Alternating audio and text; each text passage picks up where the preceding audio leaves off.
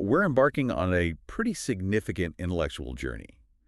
We're aiming to cut through, all the daily noise and get right down to the bedrock, to the source of things. That's right. We're looking at existence itself, philosophy, cosmology, theology. It's all on the table. And we have a really unique set of sources guiding us. We're starting way back with Aristotle, looking at fundamental physics, the laws of conservation. And leading right up to a fascinating look at human purpose, especially when you contrast it with, well, modern AI. Exactly. So the mission today, it's to really investigate this idea of a first mover. Yeah, this concept of an uncaused source, something that has to be there to anchor everything else, existence, physical laws, even meaning and purpose. We want you, the listener, to really reflect with us on truth. What is it? Is it constant? Is it the foundation holding reality together? It's definitely not your typical current events analysis. This is fundamental. We're asking, why is there something rather than nothing? A huge question. And our sources, they present this really powerful, cohesive argument for an uncaused beginning, that first mover idea. Right. It's like searching for that ultimate reference point. If everything we see, every star, every thought depends on something else for its existence. Yeah. We call that contingent, right? Exactly. Contingent. It depends. So where does that chain of dependency actually end? Does it just go back forever? Well, that's the problem. Our material argues pretty strongly that an infinite chain backward in time just doesn't work logically. So it has to stop somewhere. It has to. And the most intellectually honest answer, the one these sources converge on, is the existence of this first mover, the creator, what faith traditions call God. And we're going to trace the logic behind that. Why is it seen as a necessity? Let's dig in. Okay, so to kick things off, we need to establish why this idea of an uncaused source isn't just, a nice thought, but a philosophical requirement. And where better to start than Aristotle? Absolutely. His concept of the unmoved mover is foundational here. We need to be precise about what he meant. It wasn't just a metaphor. No, not at all. It was his logical framework for understanding causality itself. The unmoved mover is basically the ultimate cause. The thing that starts all the motion, all the change, all the creation. Without itself being caused or moved by anything prior. Okay, so why is that necessary? Why can't the chain of causes just go back infinitely? Well, think about it. If every single thing requires a prior cause, and that cause requires another prior cause, and so on forever. You never get a starting point. Exactly. It's an infinite regress. And the argument is that an actual infinite regress of causes ending now is logically impossible. Like an endless line of dominoes. Even if the line is infinite, you still need something to push the first one, or rather, to explain why the dominoes are falling at all. The chain just transmits the effect. Precisely. For the universe to exist right now, this very moment, the causal chain leading up to this point must have, well, completed. It must have reached now. If the chain were truly infinite, it would never arrive at now. It'd still be going. Right. So for us to even observe anything, motion, existence, you name it, there must be something that stands outside that chain. Something that causes, but isn't caused itself. Yes. This establishes the crucial distinction between necessary existence, something that must exist by its own nature, and contingent existence, which depends on something else.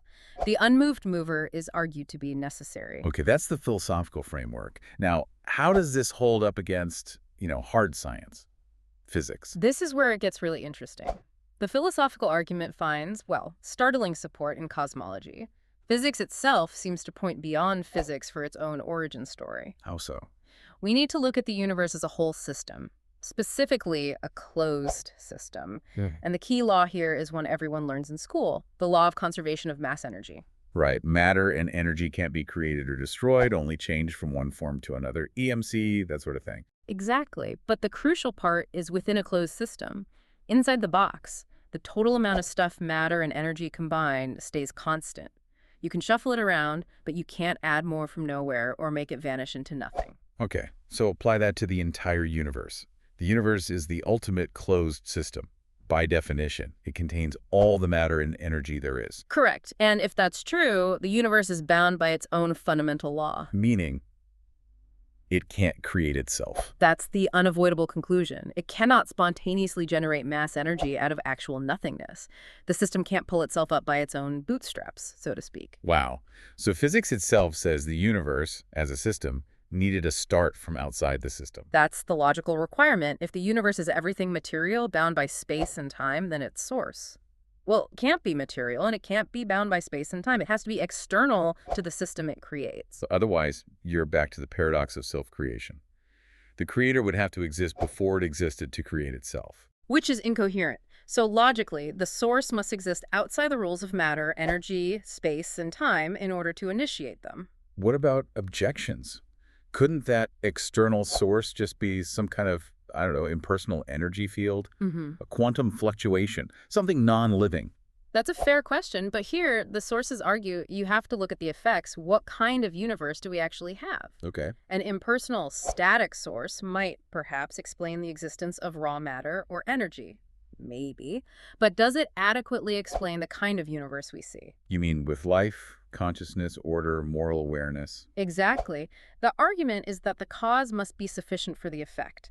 If the effects include things like consciousness, intelligence, will, and a sense of morality, then a purely impersonal, mindless cause seems inadequate. The cause needs to be at least as complex, or perhaps infinitely more so, than the effects. That's the reasoning. So the conclusion drawn is that this first mover isn't just an initiator, but possesses the attributes needed to explain reality as we experience it. Which attributes specifically. Uncaused, obviously. Eternal, existing outside of time. Necessary. Its existence isn't dependent on anything else, but also possessing intelligence and will, because the effects include intricate order, biological complexity, and conscious beings who make choices. So the first mover becomes the simplest, most coherent explanation that covers all the data, not just the existence of matter. Correct. It addresses the why is there something rather than nothing question in a way that accounts for the nature of that something. Okay, we followed the logic pointing to this necessary, uncaused source. Now let's talk identity. What is this source? The outline calls it the first anchor. Yes, the anchor, because it's the uncreated reality that grounds everything else, existence, law, and importantly, truth itself. And in the theological framework presented in our sources, this anchor gets a specific name. It does. It's identified as God. And this isn't presented as just a leap of faith, but as the necessary implication of the attributes we just derived. The first mover must be uncaused, eternal, immaterial, powerful, intelligent, willful. The attributes traditionally associated with God. Precisely. The unmoved, uncreated creator. The source of life, matter, energy, consciousness, everything.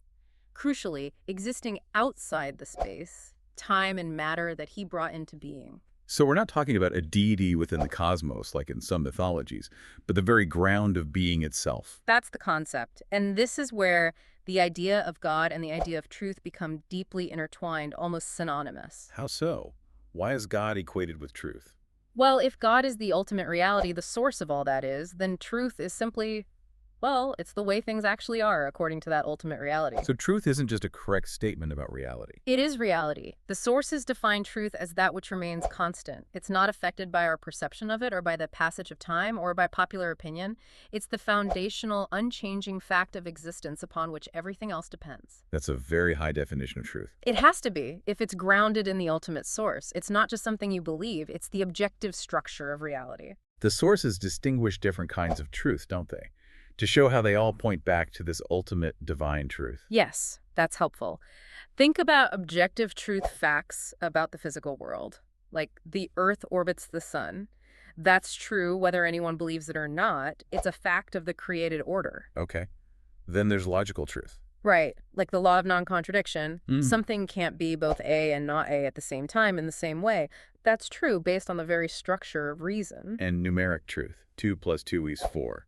Consistent within its own system. Exactly. These are all valid objective truths within their domains, but the argument is that even these domains, the laws of physics, the laws of logic, the mathematical fabric of the universe, they aren't self-existent. They must have a source. And that source is what the material calls divine truth. Yes. Divine truth is presented as the ultimate category because it is reality itself, embodied in the creator's being and purpose. It's the self-existent constant.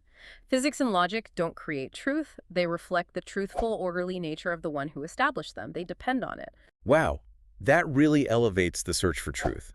It's not just about finding facts. It's about aligning with ultimate reality. That's precisely the role of this anchor for humanity. Without this absolute external source of truth, what happens? Everything becomes relative, Yeah. floating. Exactly. Human reasoning becomes unmoored. Yeah. Every scientific theory is just provisional. Every philosophy is just one perspective among many. Every sense of purpose is just, well, something we made up for now.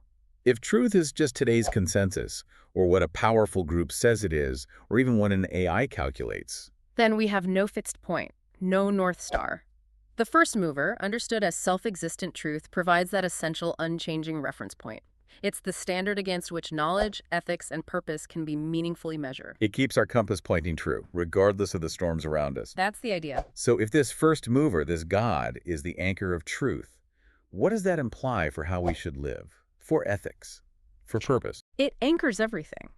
But before jumping into the divine framework, the sources do something interesting to say. They first lay out the secular approach to ethics, Why do that? to highlight the contrast, I think, to show the inherent challenges when you try to build a universal moral system without that ultimate anchor. Okay, so what is secular ethics, basically? It's the systematic study of right and wrong, good and bad in human behavior, trying to establish principles just using reason, observation, and maybe social agreement. The goal is laudable, promoting fairness, well-being, trust. And it breaks down into different areas of study. Yeah, briefly, there's descriptive ethics that's just observing how people do behave, like anthropology or sociology of morals. No judgment, just data. Then the important one, normative ethics. Right. This is where philosophers try to figure out how people ought to behave. What are the rules? What makes an action right or wrong? Think utilitarianism, deontology, virtue ethics, all attempts to build a rational system. Followed by applied ethics. Taking those normative theories and trying to solve real-world dilemmas, medical ethics, business ethics, environmental ethics, AI ethics now too. And finally, meta-ethics, which sounds complicated. It is. Metaethics asks the really fundamental questions. What does good even mean? Are moral statements objective truths or just expressions of emotion or cultural preference? Can we actually know what's right or wrong? Just digging into those questions shows how much we crave moral order, Hmm. but how hard it is to ground it just in ourselves. Exactly. And this leads directly to what the outline calls the decline paradox. Right. If we spend so much time studying ethics, writing codes, teaching it, Right. why does ethical behavior itself often seem to decline? Why don't we just do what we figure out is right? The source material suggests it's precisely because the grounding is lost. When morality is seen as relative or just a social contract or based on shifting sands. The knowledge doesn't translate into conviction. Exactly. We might know what's considered ethical, but without a firm belief in objective, anchored truth and purpose, self-interest, or tribalism, or just apathy takes over, the ought loses its power. We have the information, but not the transformation. Well put. And conviction, real heart-level conviction, isn't something you can just reason yourself into entirely or vote into existence. Which brings us back to the theological anchor. How does it solve this paradox? By grounding ethics, not primarily in rules, but in relationship, the foundation is given in the two great commandments. Okay, Jesus was asked for the greatest law, the most important thing. But he summed up everything, all the law and the prophets. He said, hang on these two. The first and greatest. Love the Lord your God with all your heart and with all your soul and with all your mind. That's the vertical alignment, connecting directly with the anchor, the source of truth and goodness, loving the ultimate reality. And the second is like it. Love your neighbor as yourself. The horizontal follows from the vertical. The entire structure of divine law, all the ethical demands, hang suspended from this dual cord of love. Now, the sources make a critical distinction here. Love versus performance. This seems key. Why does everything hang on love? What does that mean, practically? It means that if the love is missing genuine love for God, the source, then trying to obey the commandments, becomes just performance, box ticking. Religious duty without the relationship. Yes. And that can easily turn into self-righteousness, pride, judging others by how well they keep the rules you think are important. Love here isn't just a feeling, it's an active alignment of your will with God's nature and purpose. So the goal isn't just to follow rules, but to have a heart that actually desires goodness, that resonates with the source. Exactly. And the implication is revolutionary for ethics and purpose. If you genuinely love God, the ultimate good, with your whole being. Then loving your neighbor, treating them rightly, flows naturally. You don't need the detailed rule book quite as much. That's the idea. The source says when a person truly loves God, they will naturally love others. And in doing so, they fulfill all the commandments without even trying. It's not effortless, maybe, but the motivation comes from within, from that core relationship. Love becomes the engine, not just the caboose. Right. Love is called the heartbeat of heaven in the material. It transforms duty into desire, obedience into fulfillment. It's an ethic that flows from the inside out, anchored in that relationship with the ultimate truth. Okay, this gives us a really high definition of human purpose and ethics anchored in divine love and truth. Now let's bring in the contrast, artificial intelligence. The source material includes a dialogue with an AI. Yes, and it's incredibly illuminating. It serves as a mirror, really. By seeing what AI explicitly lacks, we get a much sharper definition of what makes us human. What are the key distinctions? The core difference lies in spirit, consciousness, genuine will, and feeling. Our consciousness, as we've discussed, is presented as rooted in being, in relationship with the divine source. AI's consciousness, if you can even call it that, is rooted in design and reflection of data. Let's focus on will and moral agency. The AI in the dialogue is very clear about this, isn't it? Extremely clear. It states, point blank, it doesn't have beliefs, it doesn't have free will, it has no inherent moral agency. It operates strictly within the ethical and legal boundaries programmed by humans. It follows rules, but it doesn't have internal convictions about those rules. Correct. It can process ethical dilemmas based on its training data, but it can't choose to be good or evil in a meaningful sense. It can't truly rebel against its programming because rebellion requires a spirit, a self-generated desire or will that stands apart from the code. Contrast that with the human situation described in the sources. We're invited to choose. Invited to love, to align our will with God's, to live out the law written on our hearts. We have genuine value-based choice, not just calculating how to act, but deciding why. The capacity for both profound good and profound evil stems from that same freedom. That seems to be the implication of having genuine will. The AI lacks that capacity entirely. Now, the most striking moment in that dialogue, according to the outline, is about love. Yes. The AI is asked directly. Yes. Do you love me? And the answer is unequivocal. No.